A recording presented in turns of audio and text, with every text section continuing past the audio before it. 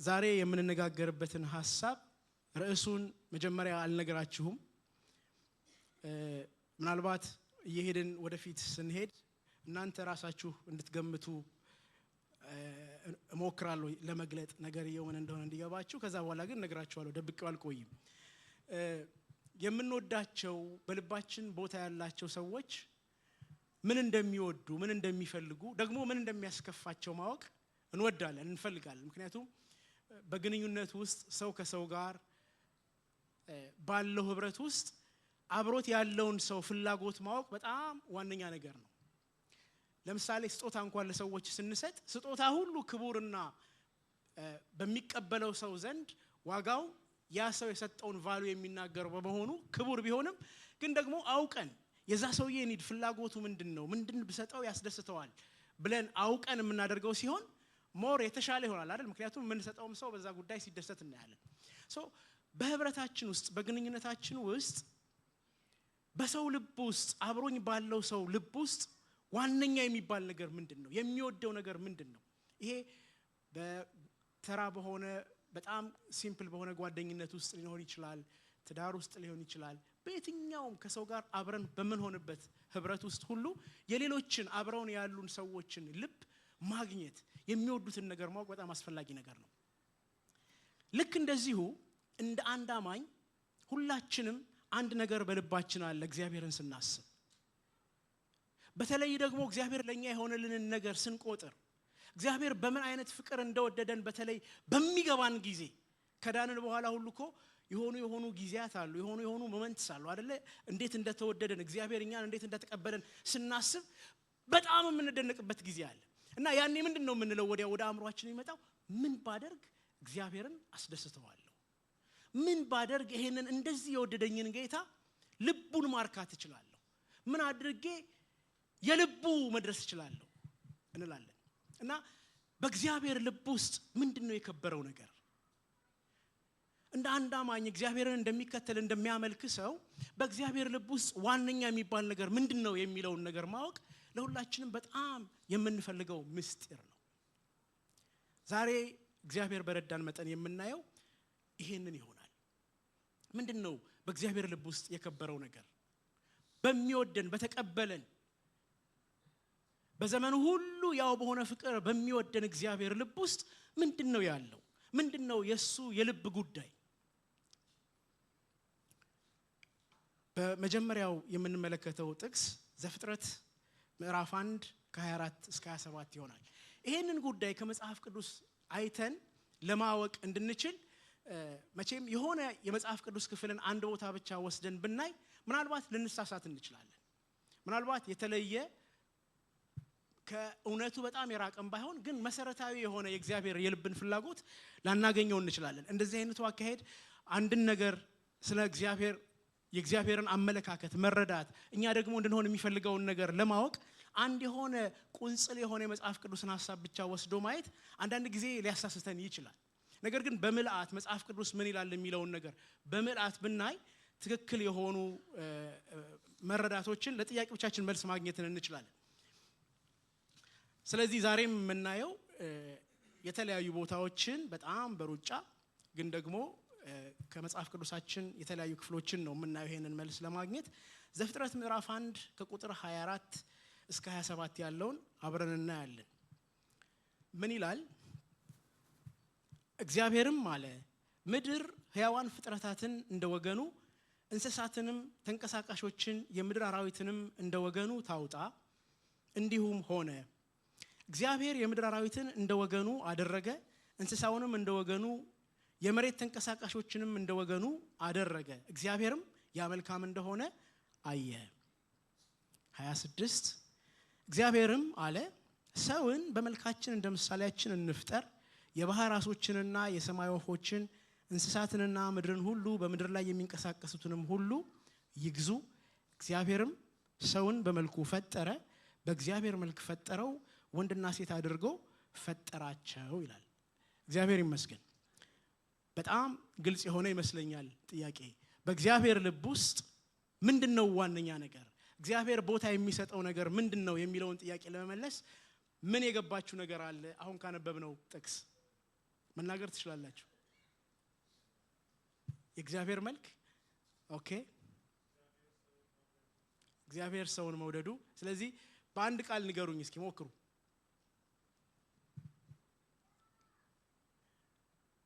ሁላችሁም የምትሉት ነገር የምታስቡት ስህተት ሆኖ አይደለም፣ ግን እኔ ዛሬ እግዚአብሔር ያስተማረኝን ነው ያካፈልኳችሁ ያለሁትና በዛ መረዳት ውስጥ ብንሆን ነው የምመርጠው።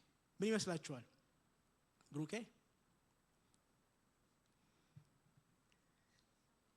ሰው እግዚአብሔር ይባርካችሁ። አብርሽ ተባረክ። ሁላችሁንም እግዚአብሔር ይባርካችሁ። ሰው በእግዚአብሔር ልብ ውስጥ ክቡር ስፍራ ያለው ዋነኛ ነገር ነው። በዚህ ጥቅስ መሰረት በጣም በግልጽ የምናየው ነገር አለ አይደል? ምንድነው ይሄ?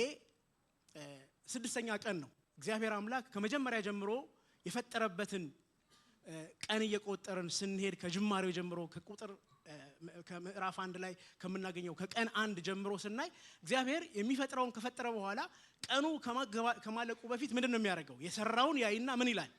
መልካም እንደሆነ አየ ይላል። ስለዚህ እግዚአብሔር የሰራው ነገር ሁሉ እስከዚህ ቀን ድረስ ችግር አልነበረበትም። እግዚአብሔር የሰራው ነገር ሁሉ መልካም ነው። ነገር ግን በየቀኑ እግዚአብሔር ይሄንን ከሰራ በኋላ ያንን ከሰራ በኋላ ያ የሰራው ነገር ምንም እንኳን መልካም ቢሆንም እግዚአብሔርን ግን የሚያሳርፈው አልነበረም። ስድስተኛው ቀን ላይ እግዚአብሔር አምላክ ሰውን ከፈጠረ በኋላ እንደውም ምዕራፍ 2 ላይ የመጀመሪያው ሄዳችሁ ምዕራፍ 2 ሲጀመር ስታዩ የሚለው ነገር ምንድነው? ሰማይና ምድር ሰራዊታቸውም ሁሉ ተፈጸሙ። ከዛስ ተፈጸሙ ካለ በኋላ እግዚአብሔርም ከሰራው ስራ ሁሉ አረፈ ይላል። እግዚአብሔር አምላክ በስድስተኛው ቀን ሰውን ከፈጠረ በኋላ ቀጥሎ ከዛ በኋላ ሲሰራ አታዩም። በሰባተኛው ቀን አረፈ ነው የሚለው። እግዚአብሔር አምላክ የሰራው ነገር ሁሉ መልካም ሆኖ ሳለ ጥሩ ሆኖ ሳለ ነገር ግን ሰው እስኪመጣ ድረስ ሰው እስኪፈጠር ድረስ እግዚአብሔር አላረፈም ነበር። ለምንድን ነው ይሄን ያህል ሰው በእግዚአብሔር ፊት ዋጋ ያለው? ለምንድን ነው እግዚአብሔር ምንድነው በሌሎቹ ፍጥረት እና በእግዚአብሔር መካከል ያልኖረ ነገር እግዚአብሔር ግን ሰውን በመፍጠሩ ብቻ ይጠብቀው የነበረና ያገኘው ነገር ምንድነው? እሱን እናያለን። ምዕራፍ 3 ቁጥር 8 ላይ እዚሁ ዘፍጥረት ላይ ምዕራፍ 3 ቁጥር 8 ላይ ምን ይላል? እነርሱም ቀኑ በመሸ ጊዜ የእግዚአብሔርን የአምላክን ድምጽ ከገነት ውስጥ ሲመላለስ ሰሙ። አዳምና ሚስቱም ከእግዚአብሔር ከአምላክ ፊት በገነት ዛፎች መካከል ተሸሸጉ ይላል። ምንድነው የምንመለከተው?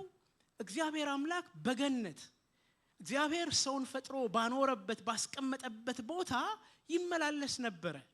ይሄ ልምድ ነበረ። እግዚአብሔር እየመጣ የፈጠረውን ሰው ያገኝ ነበረ። ኮሙኒዮን ነበረ፣ ግንኙነት ነበረ። እስከ 6 ቀን ድረስ በተፈጠሩት ፍጥረት ሁሉ እግዚአብሔር አምላክ የተደሰተ ቢሆንም መልካም መሆኑን ያየ ቢሆንም ከሌሎቹ ፍጥረት ጋር ሁሉ ግን ይህ አይነት ህብረት እግዚአብሔር አልነበረው። ከሰው ጋር ብቻ የሆነ ስፔሻል የሆነ ግንኙነት እግዚአብሔር ነበረው። ስለዚህ እንደተለመደው እግዚአብሔር አዳምና ሔዋን ወደሚኖሩበት ወደ ገነት ሰርቶ ወዳስቀመጠበት ቦታ ሲመጣ ሰሙት።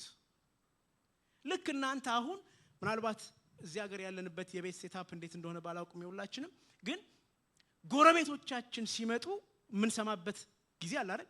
ሲያንኳኩ፣ ሲራመዱ፣ ሲወጡ፣ መኪናቸው ሲነሳ እንሰማለን። ጎረቤቶቻችን ልማዶቻችን ናቸው።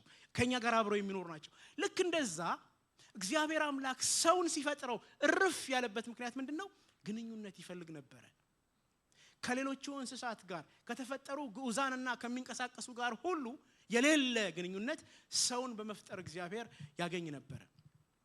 ስለዚህ በእግዚአብሔር ልብ ውስጥ ሰው ምን አይነት ቦታ እንዳለው ከፍጥረት ጀምሮ መመልከት እንችላለን። እግዚአብሔር ሰውን እንዴት እንደሚወድ፣ እንዴት እንደሚንከባከብ፣ እንዴት አድርጎ እንደፈጠረው በሞላ ነገር ሁሉ በተስተካከለ ገነት ውስጥ ሰውን ሲያኖረው ደግሞ ታያላችሁ። እዛው አዳምንና ሔዋንን እንዴት ይባርካቸው እንደነበር እግዚአብሔር በነበሩበት በገነት ያለውን ሁሉ ተጠቀሙ፣ ይሄን የሰራሁት ለእናንተ ነው፣ የሚያስፈልጋችሁን ሁሉ ወስዳችሁ ተጠቀሙ እያላቸው እንዴት ያለ ግንኙነት እንደነበራቸው እግዚአብሔር እንዴት በሰው መፈጠር እንደረካ እናያለን።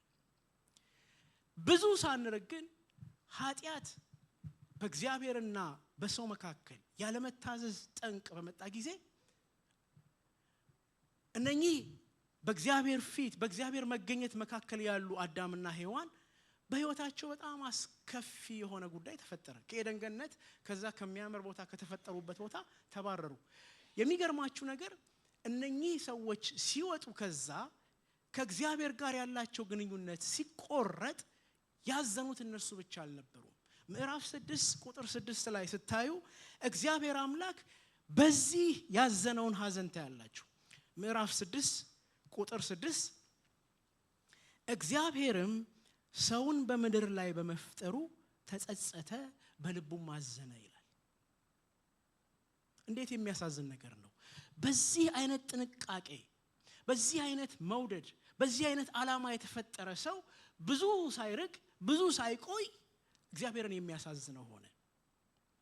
ስለዚህ እግዚአብሔር ምንም እንኳን ኃጢአትን የሚጸየፍ የሚጠላ አምላክ ቢሆንም አዳምንና ሔዋን ከኤደን ገነት ሲያስወጣቸው ደስተኛ ሆኖ አልነበረም። ምንድነው የሚለው? አዘነ፣ ተጸጸተ። ሰውን በመፍጠሩ አዘነ፣ ተጸጸተ። ሲያስወጣቸውም በዚህ ሐዘን ነበር የወጡት።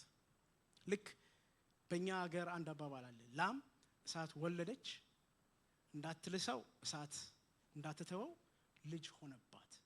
እግዚአብሔር ያለበትን ቦታ እዚህ ቦታ ላይ ሆናችሁ ስትመለከቱ በጣም ታዝናላችሁ። በሌሎች ፍጥረት ሁሉ ያልተገኘ ከሰው ጋር ብቻ ሊገኝ በሚችል ግንኙነት እግዚአብሔር መርካትን ይፈልግ ነበር። ከሰው ጋር አብሮ በመሆን መርካትን ይፈልግ ነበርና ያን ነው ኃጢአት ያሳጣው። ሰውን ብቻ ሳይሆን እግዚአብሔርንም ነው ግንኙነቱን ያበላሸበት። ስለዚህ እግዚአብሔር እዚህ ጋር በጣም አዝኖታ ያላችሁ። የሚገርማችሁ ነገር ስቲል አሁንም እግዚአብሔር ሰውን ሉዝ ማድረግ ሰውን ማጣት የሚፈልግ ስላልሆነ እዛ ንዴት ውስጥ ሆኖ እዛ ሐዘን ውስጥ ሆኖ እዛ ብሽቀት ውስጥ እንኳን ሆኖ ትንቢትን ሲናገር ታያላችሁ። የመጀመሪያው ትንቢት በእግዚአብሔር ተነገረ፣ እዚህ ዘፍጥረት ላይ ተነገረ ነው የሚባለው አይደል? ምንድነው ያለው? ከሴቲቱ የሚወጣ እሱንም ቢሆን ብናየው ደስ ይለኛል። ዘፍጥረት ምዕራፍ 3 ቁጥር 15 ላይ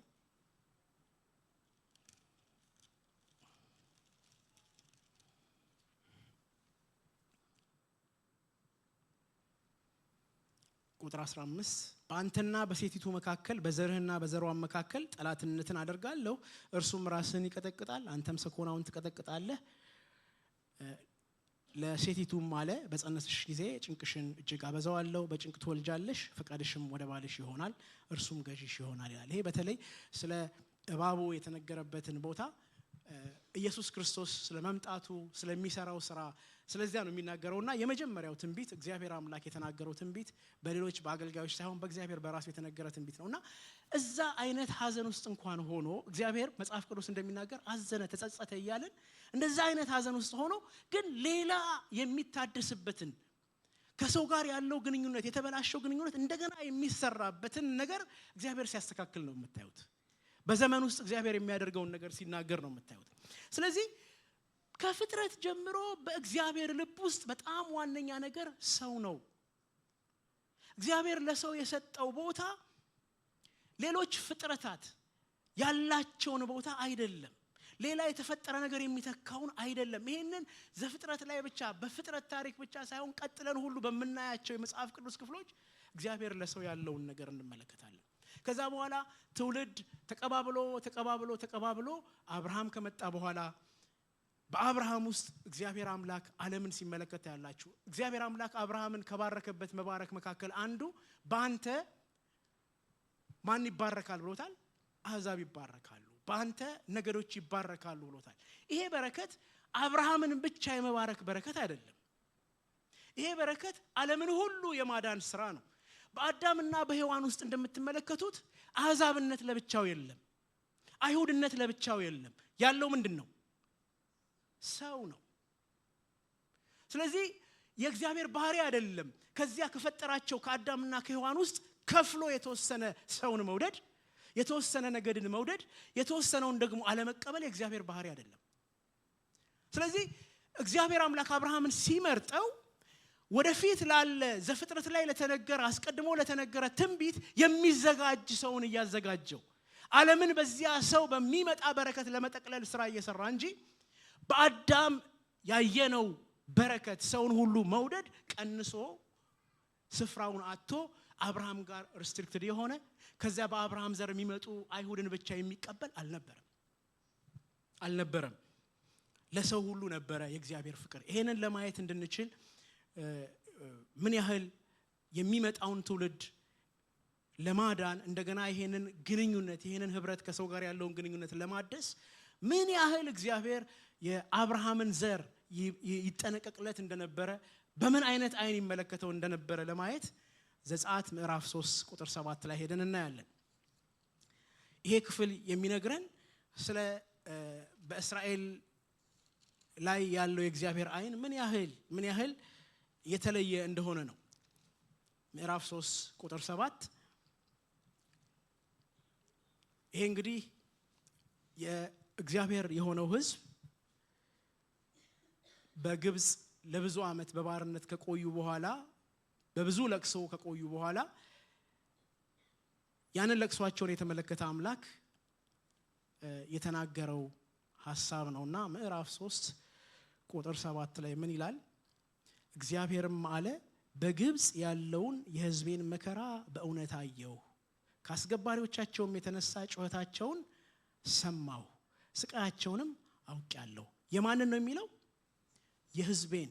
እግዚአብሔር አምላክ የኔ የሚለው ህዝብ ፈጠረ ማለት ነው።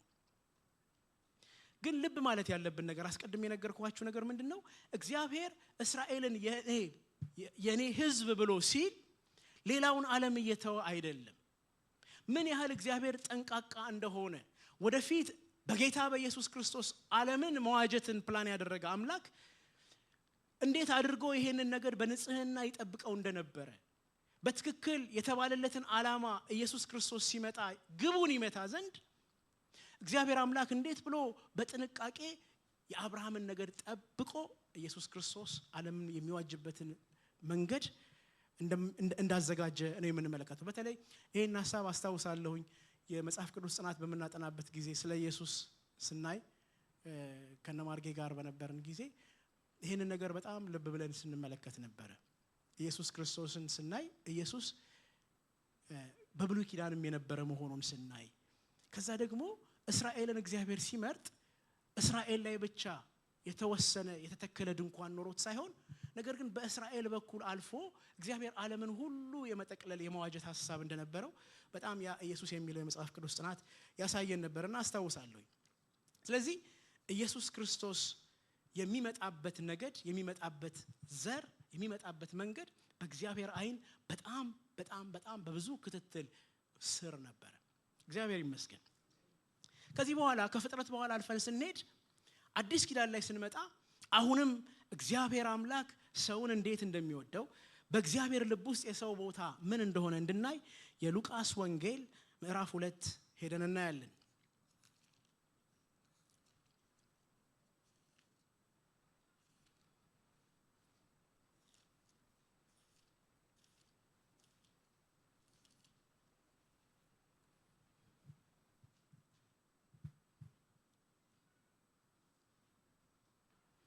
ምዕራፍ 2 ከቁጥር 8 ጀምሮ እስከ 11 ድረስ ያለውን አነባለሁኝ። ይሄ እንግዲህ ሁለተኛው ሐሳብ ነው። የመጀመሪያው ሐሳብ ፍጥረት ላይ እግዚአብሔር አምላክ ለሰው ያለውን ፍቅር የተመለከትንበት ነው። እዚህ አዲስ ኪዳን ላይ ደግሞ የምናየው ምንድነው የሚለው ከቁጥር 8 ጀምሮ በዚያም ምድር መንጋቸውን በሌሊት ሲጠብቁ በሜዳ ያደሩ እረኞች ነበሩ። እነሆም የጌታ መልአክ ወደ እነርሱ ቀረበ፣ የጌታ ክብርን በዙሪያቸው አበራ፣ ታላቅ ፍርሃትም ፈሩ። መልአኩም እንዲህ አላቸው፣ ስሙ ይሄንን፣ እነሆ ለሕዝቡ ሁሉ የሚሆን ታላቅ ደስታ የምስራች ነግራችኋለሁና አትፍሩ። ዛሬ በዳዊት ከተማ መድኃኒት እርሱም ክርስቶስ ጌታ የሆነ ተወልዶላችኋልና። ለማን ነው ይሄ የምስራች የመጣው? ለሕዝብ ሁሉ። ለሕዝብ ሁሉ፣ ለእስራኤል ብቻ አይደለም። በብሉይ ኪዳን የነበረው በብሉይ ኪዳን ስንመለከት የጠበበ የሚመስል ኪዳን የጠበበ የሚመስል ለተወሰኑ ሰዎች ለተወሰነ ነገር ለተወሰነ የማህበረሰብ ክፍል ብቻ እግዚአብሔር አለ ብለን እንድናስብ ያደርገን የነበረው ትክክል እንዳልሆነ ነገር ግን የእግዚአብሔር ዓላማ ሰፊ እንደሆነ ለሕዝብ ሁሉ የሆነ እንደሆነ የምናይበት ክፍል ነው። በዚያ የተገኙ እረኞች የምስራችን ተቀበሉ። የምስራቹ ግን ለነርሱ ብቻ አልነበረም። የምስራቹ ላሉበት ከተማ ብቻ አልነበረም። የምስራቹ ላሉበት ሀገር ብቻ አልነበረም። ዛሬ በዳዊት ከተማ ጌታ ተወልዶላችኋል። ይሄ ግን ለማን ነው ምስራችነቱ? ለሕዝብ ሁሉ፣ ለሰው ሁሉ። እግዚአብሔር ይመስገን። ጌታ ኢየሱስ ክርስቶስ የመጣው ለሕዝብ ሁሉ ነው። ያ ባይሆን ኖሮ ዛሬ እኔና እናንተ የእግዚአብሔር ልጆች ባልሆነን ነበር። የሚገርመው ታዲያ ኢየሱስ ክርስቶስን እግዚአብሔርን መለኮትን ከሰማይ ያመጣው ጉዳይ ምንድነው? ያ በዘፍጥረት ላይ ተፈጥሮ የነበረ እዚያው ዘፍጥረት ላይ የወደቀ በእግዚአብሔርና በሰው መካከል ተፈጥሮ የነበረ ህብረት እንደገና መሰራቱ ነበር ዓላማው። እግዚአብሔር ራሱ ስፍራን ለቆ የመጣው ኢየሱስ ክርስቶስ እግዚአብሔር ነው። ብዙ ጊዜ በአምልኳችን፣ በጥናታችን፣ በስብከታችን፣ በንግግራችን ስለ ኢየሱስ ክርስቶስ ስንነጋገር ስናስብ እግዚአብሔርነቱ ከአእምሯችን ትንሽ ይጠፋብናል ይመስለኛል። ኢየሱስ እግዚአብሔር ነው። እግዚአብሔር ነው ክብሩን ጥሎ የመጣው። ዘፍጥረት ላይ ከሰው ጋር ጀምሮት የነበረውን ህብረት ፌልድ የሆነውን ህብረት እንደገና ሪከቨር ለማድረግ የመጣው እርሱ እግዚአብሔር ራሱ ነው። ለሕዝብ ሁሉ የሚሆን የምስራች እሱ ራሱ መወለዱ ነበር። ዛሬ በዳዊት ከተማ መድኃኒት ጌታ ተወልዶላችኋል። ጌትነቱ መድኃኒትነቱ ለምንድን ነው? ተበላሽቶ የነበረውን ህብረት እንደገና ለመስራት፣ ጠፍቶ የነበረውን ህብረት በሰው ፍጥረት ብቻ ይገኝ የነበረ የእግዚአብሔር እርካታ ተመልሶ እንዲመጣ፣ በሌላ ፍጥረት ያልተገኘ በሌላ በየትኛውም መልካም እንደሆነ አየ በተባለ ፍጥረት ሁሉ ውስጥ እግዚአብሔር ያላገኘው በሰው ብቻ የተገኘ መልካምነት፣ በሰው ብቻ የተገኘ የእግዚአብሔር እርካታ መልሶ እንደገና ሪከቨር እንዲደረግ ነበረ እግዚአብሔር ክብሩን ጥሎ የመጣው ኢየሱስ ክርስቶስ የተወለደው። ክብር ለጌታ ይሁን።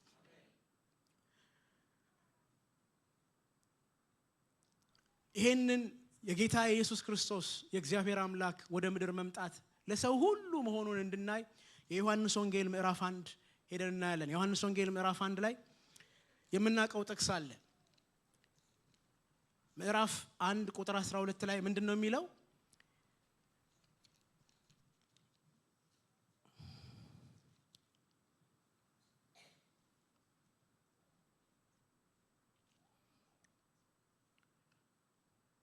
ከቁጥር 11 ጀምሮ ብንመለከት የእርሱ ወደ ሆነው መጣ ይልና የገዛ ወገኖቹም አልተቀበሉትም ካለ በኋላ ምንድነው የሚለው? ለተቀበሉት ግን በስሙ ለሚያምኑት ለእነርሱ የእግዚአብሔር ልጆች የሆኑ ዘንድ ስልጣንን ሰጣቸው። ጓደኝነት ብቻ ሳይሆን፣ አብሮ መሆን ብቻ ሳይሆን፣ ከእግዚአብሔር ጋር መነጋገር ብቻ ሳይሆን በአዲስ ኪዳን የተገለጠልን ሌላ እጅግ የሚገርመው ነገር ምንድነው? ልጅነትን እግዚአብሔር ሰጥቶናል። በሰው ልብ ውስጥ በእግዚአብሔር ልብ ውስጥ ሰው የከበረ ስፍራ ያለው ያለ ምክንያት አይደለም። ወዳጅነትን ፈልጎ የፈጠረው ሰው ወዳጅነቱ በኃጢአት ምክንያት ከወደቀ ከተበላሸ በኋላ በብዙ የትውልድ መቀባበልና መንከባለል አዲስ ኪዳን ላይ ስንመጣ ያ ወዳጅነት እንደውም የታደሰ ነበር። አይገርማችሁም? እግዚአብሔር ያንን ክፉ ጊዜ ያዘነውን ሐዘን መበደሉን ቆጥሮ በሰው የጨከነ አልነበረም። እንደውም ልጅነትን፣ የተሻለ ፕሪቪሌጅ፣ የተሻለ መቅረብን፣ የተሻለ ቦታን እንድናገኝ ነበረ በኢየሱስ ክርስቶስ ይሆናልን። ለተቀበሉት ሁሉ ግን በስሙ ለሚያምኑት ለእነርሱ ወዳጅ እንዲሆኑ አይደለም ልጆች እንዲሆኑ የእግዚአብሔር ልጅነትን ስልጣንን ሰጣቸው ይላል። እግዚአብሔር ይመስገን። ይታያችኋል የት ጋር እንዳለን ወገኖቼ? የማወራው ስለ እኔ ስለ አንተና ስለ አንቺ ነው። ግዑዝ ስለሆኑ ፍጥረታት አይደለም። በእግዚአብሔር ልብ ውስጥ ስላለን ቦታ ታያላችሁ። እግዚአብሔር ክብሩን ጥሎ የመጣው ልጆች እንድንሆን ነው። የጠፋ የተበላሸ ህብረት እንዲስተካከል ነው።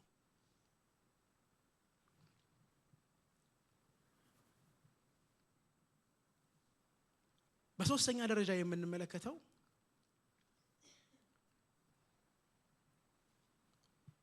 ደረጃ የምንመለከተው ኢየሱስ ክርስቶስ በመወለዱ ዓለም ሁሉ ወደ እግዚአብሔር እንዲመጣ እንደተደረገ ሁሉ በሞቱ ደግሞ የሆነውን ነገር እናያለን። ይሄንን የዮሐንስ ወንጌል ምዕራፍ 19 ላይ ነው የምንመለከተው። ዮሐንስ ምዕራፍ 19 እንደምታውቁት የመጽሐፉ የመጨረሻ ክፍል ነው እና እዚህ ክፍል ላይ ምዕራፍ 19 ከ28 ጀምሮ እናያለን። ከ28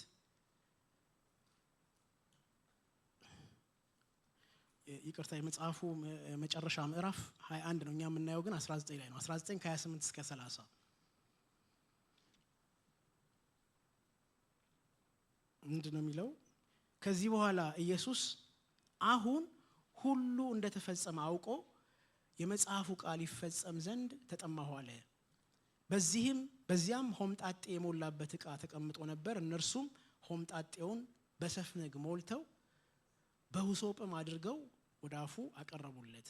ኢየሱስም ሆምጣጤውን ከተቀበለ በኋላ ምን አለ ነው የሚለው? ተፈጸመ አለ። ራሱንም አዘንብሎ ነፍሱን አሳልፎ ሰጠ ይላል። የተፈጸመው ምንድን ነው? ኢየሱስ ክርስቶስ በምድር ላይ መመላለሱ ከሆነ ተፈጸመ ያለው ገና አልተፈጸመም እዚህ ጋር። ምክንያቱም ጌታ ከሞት ከተነሳ በኋላ ለሐዋርያት በተለያየ ቦታ ታይቶላቸዋል። ገና አላረገም ነበር። የተፈጸመ ነገር ግን ነበር እዚህ ጋር። የተፈጸመው ምንድነው? የመጣበት ዓላማ ነው። የመጣበት ዓላማ ነው። ያ ዓላማ ምንድነው? ቅድም እንዳነሳ ነው የተሰበረውን የሰውንና የእግዚአብሔርን ግንኙነት ድልድዩን እንደገና መስራት ነበር። በዚህ በጌታ በኢየሱስ ክርስቶስ ነፍሱን መስጠት ምክንያት የሆነ ነገር አለ፣ የተደረገ ነገር አለ። በአንደኛ ቆሮንቶስ ምዕራፍ 15 ላይ ስንመለከት ምን እንደተሰራ እናያለን። ምንድነው ጌታ ኢየሱስ ክርስቶስ ነፍሱን አሳልፎ በመስጠቱ የሆነው? ለምንድነው የጌታ የኢየሱስ ክርስቶስ ነፍስን መስጠት አሳልፎ መስጠት እጅግ በጣም የከበረ ወይም ደግሞ አስፈላጊ የሆነው በእግዚአብሔር ፊት?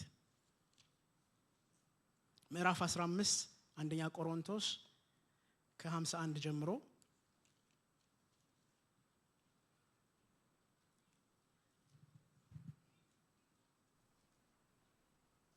ከ51 እስከ 55 እነሆ አንድ ምስጢር ነግራችኋለሁ፣ ሁላችንና አናንቀላፋም፣ ነገር ግን የኋለኛው መለከት ሲነፋ ሁላችን በድንገት በቅጽበት አይን እንለወጣለን። መለከት ይነፋልና ሙታንም የማይበሰብሱ ሆነው ይነሳሉ፣ እኛም እንለወጣለን። ይህ የሚበሰብሰው የማይበሰብሰውን ሊለብስ፣ ይህም የሚሞተው የማይሞተውን ሊለብስ ይገባዋልና። ዳሩ ግን ይህ የሚበሰብሰው የማይበሰብሰውን ሲለብስ፣ ይህም የሚሞተው የማይሞተውን ሲለብስ በዚያን ጊዜ ምን ይባላል? ሞት ድል በመነሳት ተዋጠ ተብሎ የተጻፈው ቃል ይፈጸማል። ሞት ሆይ መውጊያህ የታለ? ሲኦል ሆይ ድል መነሳትህ የታለ? እግዚአብሔር ይመስገን። ይሄ ይሆናል። መቼ ነው የሚሆነው? ጌታ ኢየሱስ ክርስቶስ ተመልሶ ሲመጣ። ግን ያ እንዲሆን በመጀመሪያ መደረግ ያለበት ምንድነው? ሞት ድል መነሳት አለበት። ሞት ድል የሚነሳው የት ነው? መስቀል ላይ ኢየሱስ ክርስቶስ ፈጸምኩት ባለበት ቦታ ነው። የሞት አሸናፊነት የተሰበረው ሞት በእግዚአብሔርና በሰው መካከል ያለ ስብራት ሆኖ ግንኙነትን እያበላሸ የሚዘልቅበት ታሪክ የሚያበቃው ኢየሱስ ክርስቶስ ነፍሱን በሰጠበት ተፈጸመ ባለበት ቦታ ነው። ስለዚህ ያ ስራ ከባድ ስራ ነው። በጣም አስፈላጊ የሆነ ስራ ነው። ያ ስራ ከዳር እንዳይደርስ ብዙ እንቅፋቶች ነበሩ። ኢየሱስ ክርስቶስ በምድር ላይ በነበረበት ጊዜ ታስታውሱ እንደሆነ ጌታ ወደ መጣበት ዓላማ እንዳይሄድ የሚያደርጉ ነገሮች ተፈጥረው ነበረ። ሐዋርያት በየጊዜው የሚገቡበት ቦታ እነሱን እያወጣ እየመለሰ ነው፣ እኔ መጣሁት ለዚህ አይደለም፣ ሌላ ዓላማ አለኝ እያለ መንገድ ሲያስይዛቸው ታያላችሁ። ያ ብቻ አይደለም። በጌቴሴማኒ በመጨረሻዋ ደቂቃ ጌታ ኢየሱስ ክርስቶስ እንኳን በስጋው ከተቀበለው መከራ ብዛት የተነሳ የጸለየው ጸሎት ይሄ እንዳይፈጸም የሚያደርግ ነበር። ምንድን ነበር ያለው? አባት ሆይ ብትወድስ ይህች ጽዋ ከኔ ትለፍ፣ ነገር ግን አንተ እንደፈቀድክ ይሁናል። እግዚአብሔር አባቱ የልጁን ጭንቅና ስቃይ አይቶ ከዚህማ አይበስብኝም፣ ልጄ በዚህ ማለፍ የለበትም ብሎ ያን ሐሳቡን ቢቀይር ምንም ይሆን ይመስላችኋል? ጌታ ኢየሱስ ክርስቶስ እስከዚህማ አይሆንም ብሎ ቢነሳ ምንም ይሆን ይመስላችኋል? ከመጣበት ዓላማ ወደ ኋላ ቢል እዚህ ተፈጸመ የሚል ቦታ ላይ አይደርስም ነበር። በዚያ እኛ እንደገና ሪከቨር መደረጋችን ይቀር ነበር። እንዲሁ ቅዠት ሆኖ ይቀር ነበር። ሰይጣን ድል ይነሳ ነበር።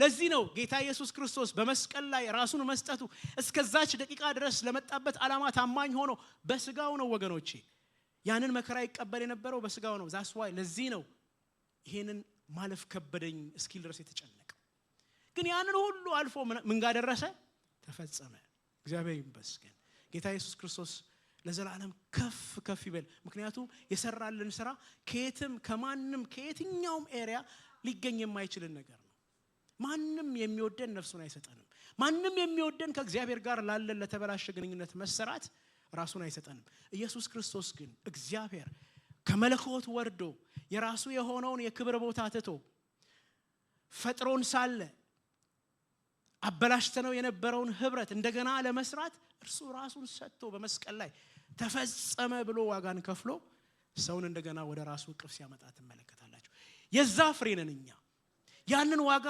የከፈለ ጌታ ያመጣን የሰበሰበን ሰዎች ነን ከነገር ከቋንቋ ሁሉ የመጣ ነው ጌታ ኢየሱስ ክርስቶስ ነፍሱን በታማኝነት እስከዛች ደቂቃ ድረስ የራሴ ስላላደረጋት የራሴ ስላላላት ሃሌሉያ ጌታ የተባረከ ይሁን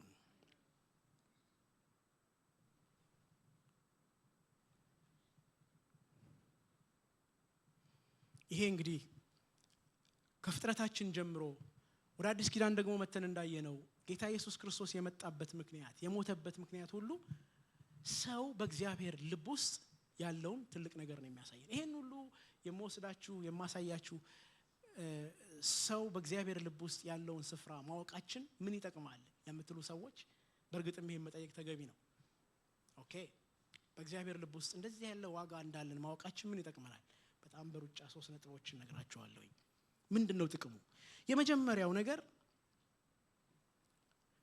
በእግዚአብሔር ልብ ውስጥ ያለንን ቦታ ማወቃችን ነው ዋናው ነገር ይሄ በራሱ ማን መሆናችንን በእግዚአብሔር ልብ ውስጥ ያለንን ስፍራ ማወቅ በጣም አስፈላጊ ነገር ነው የተገኘነው በቀላሉ በአጋጣሚ እንዳልሆነ ዋጋ ተከፍሎብን የመጣን እንደሆነ ይሄ ደግሞ የሆነ ወቅት ላይ የተፈጠረ አጋጣሚ ሳይሆን እግዚአብሔር አምላክ በእቅድ ያደረገው ፍጥረት ታሪክ ላይ መጀመሪያ ዘፍጥረት ላይ ሄደን ስናይ ሰው ሲፈጠር ልክ እንደሌላው ፍጡር ሁሉ እንደሌሎቹ ፍጡራን በአጋጣሚ በሆነ ቀን የተፈጠረ አይደለም እግዚአብሔር አምላክ ፈጥሮ ሌሎች ነገሮችን ሁሉ ካበጀ በኋላ የለም ከእኔ ጋር ግንኙነት የሚያደርግ በመልኬ በምሳሌ የሆነ መፍጠር አለብኝ ብሎ የፈጠረው ሰው ነው ሰው ባለፈው ጊዜ ግርምሽ ሲያስተምረን ሲያካፍለን ሰውን በመልካችን በምሳሌያችን እንፍጠር ማለት ምን ማለት ነው የሚለው ነገር ሲያስረዳን ነበር ስለዚህ እግዚአብሔር ሲፈጥር በልብ ውስጥ ካለን ቦታ የተነሳ ነው ያን አይነት ክብር ይኖራል ጌታ ኢየሱስ ክርስቶስ ሲወለድ የምስራች የሆነልን እግዚአብሔር ልብ ውስጥ ሰው ካለው ስፍራ የተነሳ ነው ሲሞትልን ጌታ እስከ ተፈጸመ ፖይንት ድረስ ሲሄድልን በልብ ውስጥ ካለን ቦታ የተነሳ ነው ማን መሆናችንን እንዴት ነው የምንረዳው በእግዚአብሔር ልብ ውስጥ ያለንን ቦታ እናውቃለን ወይ ይሄ በጣም አስፈላጊ ነገር ነው በእግዚአብሔር ልብ ውስጥ ያለንን ቦታ የማናውቅ ከሆነ በየአጋጣሚው በእግዚአብሔር መወደዳችን ያጠራጥረናል በመናልፍበት ከባባድ ነገር ሁሉ በእርግጥ እግዚአብሔር ከኔ ጋር አለ እግዚአብሔር እኔን ይወደኛል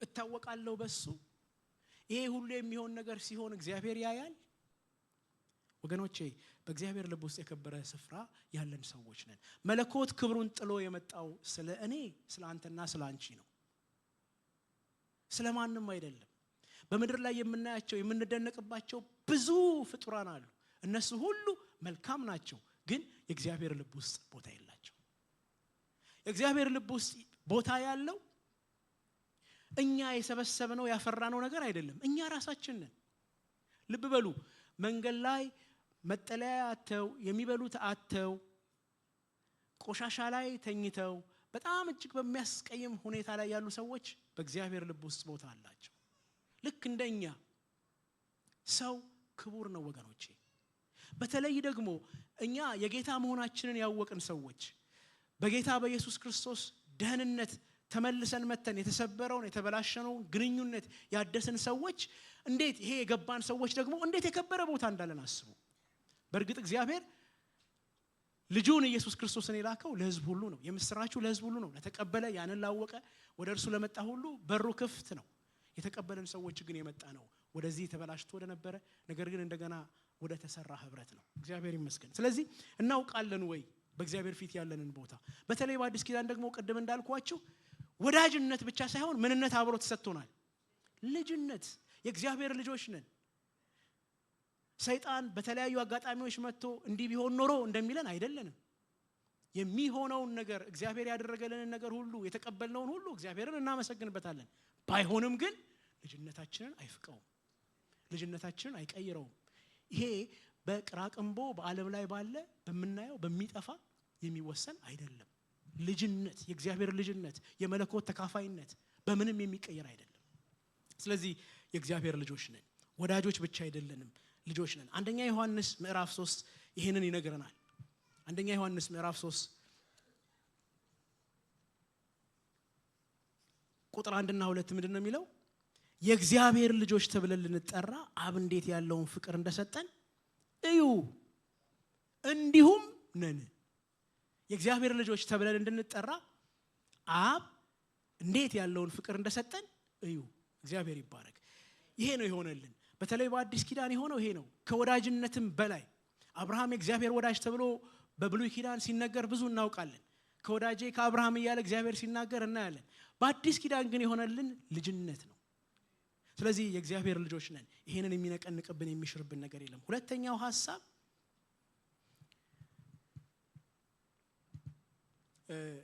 የኛን ውድነት ማወቅ ብቻ ሳይሆን ሁለተኛው ሐሳብ የእግዚአብሔርን ሕዝብ ውድነት፣ የእግዚአብሔርን ሕዝብ ክቡርነት ማወቅ ያስፈልገናል። በተለይ ይሄንን ለምናገለግል ሁሉ ማወቅ መናገር አስፈላጊ ይመስለኛል። ለምንድን ነው ይሄንን የምለው? ታስታውሱ እንደሆነ ቅድም ባነበብነው የዘጸአት ምዕራፍ 3 ቁጥር 7 ላይ እግዚአብሔር አምላክ ሙሴን የጠራበት ዓላማ ምንድን ነው? ሕዝቡ በግብፅ የነበረው ጭንቅ ነው፣ ጩኸቱ ነው፣ ለቅሶ ነው አይደል? እና የሕዝቤን ጩኸት ሰማሁ ነው ያለው አይደል? ስለዚህ ሙሴ ለመምጣቱ ሙሴ እንደ አገልጋይ በእግዚአብሔር ፊት ለመቆሙ ምክንያቱ ማን ነው ማለት ነው? ሕዝቡ ነው። ሕዝቡ ከሌለ ሙሴ አያስፈልግም። ይሄ በጣም መሰረታዊ ነገር መሰለኝ ለምናገለግል ሰዎች። ዛሬ ምናልባት ደህንነት ትምህርትን ያስተማሩን ሰዎች ዛሬ በተለያየ ኦንላይን በምንከታተላቸው መልእክቶች በመናያቸው ትምህርቶች ፈር የሳተ የተበላሸ ነገር እያየን ያ ግን ኖርም እየሆነብን እየተለመደ መጥቷል። አገልጋዮች ቀይ ስጋጃ የሚነጠፍላቸው፣ አገልጋዮች ከህዝቡ የተሻለ ኑሮ እንዲኖሩ የተገባቸው፣ አገልጋዮች ከህዝቡ የበለጠ የከበሩ እንደሆነ እንዲታሰብ ሆኗል። ይሄ መጽሐፍ ቅዱሳዊ አይደለም። ምናልባት ይሄንን መልእክት ዛሬ እዚህ ያለን የኛ ቤተክርስቲያን ሰዎች ብቻ ሳይሆን ባለን የቪዲዮ መንገድ ሌሎች ሰዎችም እንደሚያዩት እናውቃለን። ይሄ መልእክት የሚደርሳችሁ ሰዎች ይሄ የእግዚአብሔር እውነት ነው። ተዋጠላችሁም አልተዋጠላችሁም እግዚአብሔር ህዝቡን አክብሮ ያያል። እግዚአብሔር ህዝቡን ይወዳል። ኢየሱስ ክርስቶስን መለኮትን ከዙፋኑ ያወረደ ህዝቡ ነው። አገልጋይ የሚሾመው የሚቆመው ህዝቡን ለማገልገል ነው። በህዝቡ ቢዝነስ ለመስራት አይደለም፣ ሀብት ለማሰብሰብ አይደለም፣ ክብር ያለው ለመሆን አይደለም፣ አንቱ ለመባል አይደለም። ህዝቡ ያልዳነለት፣ ህዝቡ ወደ እግዚአብሔር ያልመጣለት አገልጋይ ምንድነው ጥቅሙ? ምንድነው ዓላማው? መሰብሰቡ። የእግዚአብሔር ህዝብ የከበረ ነው። የእግዚአብሔር ህዝብ ኢየሱስ ክርስቶስ መለኮት የወረደለት የሞተለት ነው። እግዚአብሔር የተወሰኑ ሰዎችን አንቱ ማስባልና ህዝቡን ማጣት አይደለም ዓላማው። ዓላማው ኢየሱስ የሞተበት ዓላማ የተበላሸውን ግንኙነት እንደገና መስራት ነው። ሰውን እንደገና ወደ እርሱ ማምጣት ነው። በእኛ ማማር እንደ አገልጋይ ባለን ስምና ዝና ክብር በዙሪያችን ባለ የተሽቆጠቆጠ ነገር ምን ሰው ይድናል? ምንድነው ፋይዳው? በጣም ብዙ ቦታ ይሄንን ስለምናይ ነው በድፍረት የምናገረው። የሚያገለግሉ ሰዎች ያሉበት ቦታና የሚገለገሉ ሰዎች ያሉበት ቦታ እጅግ በጣም የተለያየ ነው። እና ግን በዛ ፕራውድ እናረጋለን። በዛ እኛ የነኛን ሰዎች ነገር እየነጠቅን እየከበርን ትልልቅ ሰዎች ሆነን እየታየን አለን። ይሄ የእግዚአብሔር ሐሳብ አይደለም፣ መጽሐፍ ቅዱሳዊ አይደለም። ይሄ ሌብነት ነው። ሌብነት ነው፣ በእግዚአብሔር ስም ማታለል ነው። እግዚአብሔር ግን ኢየሱስ ክርስቶስ የኖረውን ኑሮ ስትመለከቱ የመለኮት ክብሩን ትሎ መጥቶ የሱ የሆነውን ነገር እንደማይገባው ቆጥሮ መጥቶ ቤት አልባ ነበር የሆነው። ይሄ የተበላሸ ያለፈበት ጊዜ ያለፈበት ወንጌል አይደለም። ኢየሱስ ክርስቶስ ቤት አልነበረውም። ጌታችን ነው ይሄን ያለው። ወፎች ጎጆ አላቸው፣ ቀበሮች ጉድጓድ አላቸው፣ የሰው ልጅ ግን ራሱን የሚያኖርበት የለውም። ሌሎች እኮ አላቸው። ጌታ ስለማይችል ነው ያን ያደርግ የነበረው፣ በዛ አይነት ኑሮ ይኖር የነበረው። የመጣበት ዓላማ ግን ያ አልነበረም። ዛሬ እኛ የጠራን ጌታ ካለው ዓላማ የተለየ ዓላማ ይዘን ወንጌልን እንሰብካለን ካልን ውሸት ነው። እግዚአብሔር ሕዝቡን አክብሮ ነው የሚያየው። በእግዚአብሔር ፊት በእግዚአብሔር ልብ ውስጥ ሰው ክቡር ነው። እግዚአብሔርን ለማምለክ የተሰበሰበ ሰው ክቡር ነው። መድረኮቻችን ላይ ስንቆም የእግዚአብሔርን ድምጽ ስናመጣ እንዴት ነው ሕዝቡን የምንወደው? እንዴት ነው የምናየው? ጽድቃችን በልጦ እኛ የተለየ ቦታ ስላለን አይደለም የምናገለግለው። እኔ ከማናችሁም እዚህ ካላችሁ የተለየ ነገር ስላለ አይደለም የቆምኩት። ጌታ ያስተማረኝን ላስተምራችሁ ነው፣ ላካፍላችሁ ነው።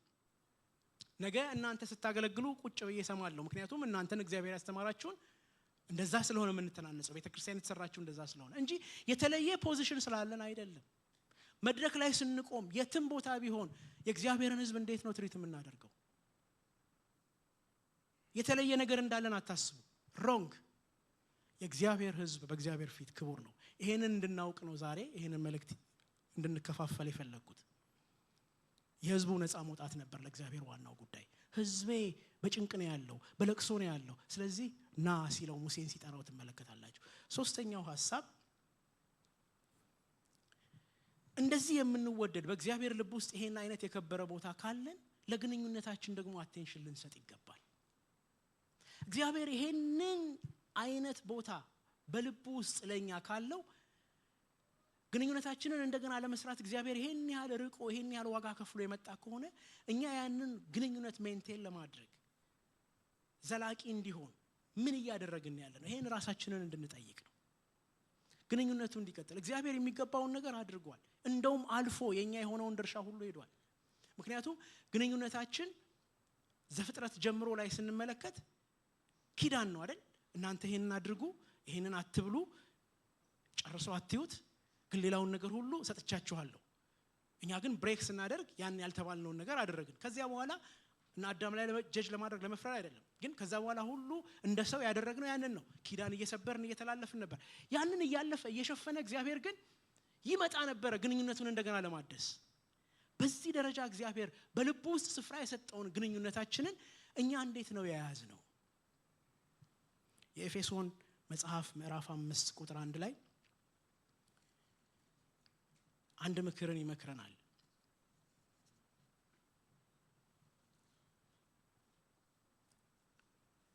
ምዕራፍ 5 ቁጥር 1 ላይ እንግዲህ እንደተወደዱ ልጆች እግዚአብሔርን የምትከተሉ ሁኑ፣ ክርስቶስም ደግሞ እንደወደዳችሁ ለእግዚአብሔርም የመዓዛ ሽታ የሚሆንን መባንና መስዋዕትን አድርጎ ስለእናንተ ራሱን አሳልፎ እንደሰጠ በፍቅር ተመላለሱ። ይሄ የእግዚአብሔር ልብ ርህራሄ፣ ልመና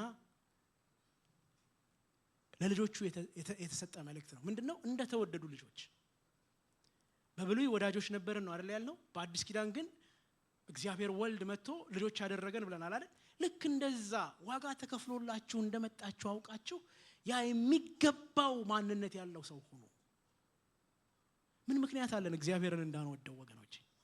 ምን ምክንያት አለን በልቡ ይሄን አይነት ቦታ ያለን ሰዎች እግዚአብሔር የሚገባውን እንደው እሱ ያደረገውን እንኳን ነፍስን መስጠት ጋር ባልደረስንበት ኮንዲሽን ግን ለእግዚአብሔር እንዳንኖር ምን ምክንያት አለን? ምን ምክንያት አለን አልችልም የምንልበት? በታሪካችን ውስጥ ዋነኛ እግዚአብሔር ነው። የእግዚአብሔር ፍቅር ነው ሰው ያደረገን። እግዚአብሔር እኛን ባይወደን ኖሮ በልቡ ውስጥ ይሄን አይነት ቦታ ባይኖረን ኖሮ ምናልባት ብዙዎቻችን አይደለም ሁላችንም የእግዚአብሔርን ፊት የምናይበት ምክንያት አልነበረንም። ተመልሰን ወደ እግዚአብሔር ምሕረት የምንመጣበት ምክንያት አልነበረንም። ጌታ ግን ብዙ ዋጋ ከፍሏል ይሄንን ግንኙነት ለማደስ፣ ከሰው ጋር እንደገና ግንኙነቱን ለመፍጠር፣ የተሰበረውን የተበላሸውን ነገር ለማስተካከል እግዚአብሔር ብዙ ዋጋ ከፍሏል። ስለዚህ ማንነታችንን ማወቅ ብቻ ሳይሆን ለዛ ማንነት የተገባ ማንነት እንዲኖረን ደግሞ የተገባ ህይወት እንዲኖረን ደግሞ መስራት አለብን። እንደተወደዱ ልጆቻችን በጣም እንደምንወዳቸው ትርጉም አያስፈልግም አይደል? ነጋሪ አያስፈልግም፣ ያውቃሉ። ስለዚህ እነሱ እኛን ለማስደሰት የሚሆኑት አለ። በተለይ ይሄንን በግልጽ የምታዩት ትንንሽ በሆኑበት ጊዜ ነው። እናቶቻቸውን እያዩ ፊታቸውን የሆነ ነገር ሲያደርጉ ለማስደሰት። የኔ ወንድም ታናሽ ወንድሜ ልጆች በነበርንበት ጊዜ እናቴን ምን ብሏታል የማስታውሰው ነገር፣ አይዬ ነው የምንላት እናታችንና፣ አይዬ እኔ አባት ስሆን መርካቶ የወለደውን ሁሉ ነው የምገዛልሽ አላት። መርካቶ የወለደውን በሱ ቋንቋ እንግዲህ ምንም የሚቀር ነገር የለም። መርካቶ ሲሄድ ማያየው አይነት ነገር የለም። እና ያንን ሁሉ የሚያስበው ለሱ አይደለም፣ ለማን ነው? ለእናቱ። እናቱን ስለሚወድ ማለት እና የወለደውን መርካቶ የወለደውን ሁሉ ነው የምገዛልሽ አለ። ዩሲ እንደተወደደ ያውቃል፣ ያያል እናቱ እንደምትወደው። ስለዚህ እናቱን ለመውደድ ለተወደደበት መውደድ የሆነ መስጠት የሚፈልገው ነገር አለ። ልቡ እዛ ድረስ ለእናቱ ፍቅር አለው ማለት ነው። እግዚአብሔር የወደደንን መውደድ ስናይ ወገኖቼ ኢየሱስ ተፈጸመ ብሎ ዋጋን እስኪከፍል ድረስ ያንን ሁሉ ምጥ ዋጥ አድርጎ ይዞ ምክንያቱን ስለሚያውቅ የሚከፍለው ዋጋ ለምን እንደሆነ ስለሚያውቅ የሚሆነውን ነገር ሁሉ በትዕግስት አልፎ እዛ ፖይንት ድረስ ይሄደልን ስለሚወደን ነው፣ ስለተቀበለን ነው። ያበላሸነውን ነገር ቆጥሮ የትናንትናን የተበላሸ ነገር ቆጥሮ ሊበቀለን ስላልፈለገ ስለተቀበለን ነው። ስለዚህ ለዛ ህብረት ቦታ አለን ወይ? እግዚአብሔር ልቡ ይሄን ያህል ከኛ ጋር የተያያዘ ከሆነ እኛስ ደግሞ ለእግዚአብሔር እንዴት ነው ያለን ምላሽ? እንጸልይ።